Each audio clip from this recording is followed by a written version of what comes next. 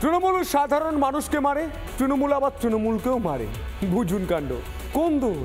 কোন্দল আর তৃণমূল কংগ্রেস যেন এক সমার্থক।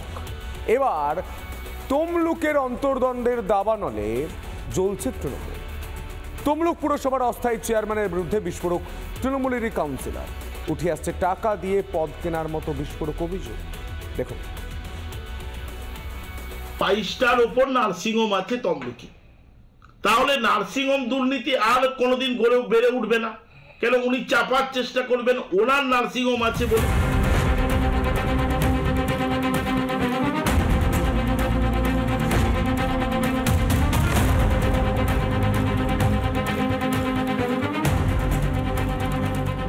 বাংলার দুয়ারে কড়া নাড়ছে বিধানসভা নির্বাচন।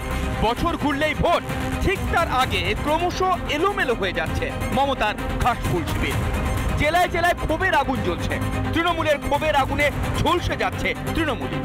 তমলুক পুরসভায় এবার প্রকাশ্যে তৃণমূল বনাম তৃণমূল। তমলুক পুরসভার চেয়ারম্যান পদে অস্থায়ীভাবে আনা হয়েছে চঞ্চল খাঁড়াকে, আর তারপরে সমাজ মাধ্যমে একের পর এক বিস্ফোরক পোস্ট।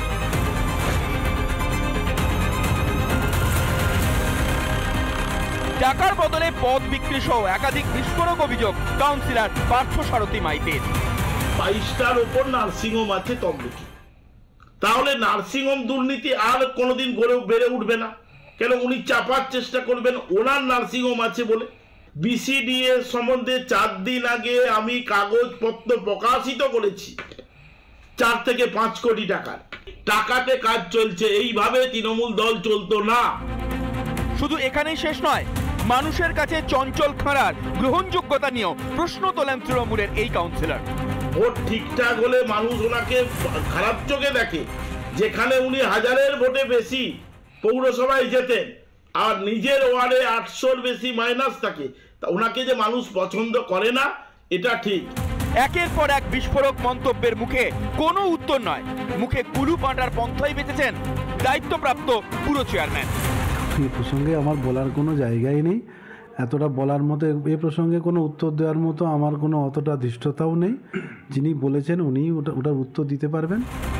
পাশাপাশি আইপ্যাকের কর্মীদের বেঁধে রাখার নিদানও দিয়েছেন তৃণমূলের এই বিদ্রোহী নেতা।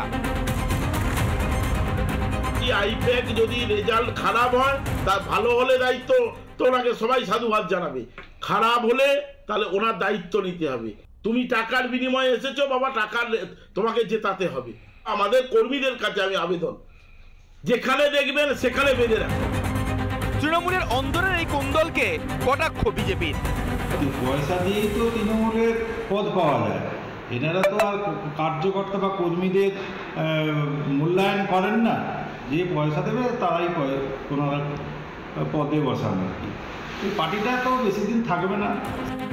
কখনো সাংসদ বনাম বিধায়ক, কখনো বিধায়ক বনাম কাউন্সিলর, কখনো কাউন্সিলর বনাম কাউন্সিলর। অন্দরে যুদ্ধই যেন তৃণমূলের নিউ নর্মাল। কঙ্কালসার এই সংগঠন নিয়ে ভোট যুদ্ধে নেমে আদৌ 3 সংখ্যায় পৌঁছতে পারবে তৃণমূল? রিপাবলিক বাংলা। নানা ধরনের কন্টেন্ট দেখার জন্য লাইক করুন, শেয়ার করুন আমাদের ফেসবুক পেজ, সাবস্ক্রাইব করুন আমাদের ইউটিউব চ্যানেল। পাশাপাশি অন্যান্য ব্রেকিং নিউজের জন্য অবশ্যই চোখ রাখুন রিপাবলিক বাংলায়।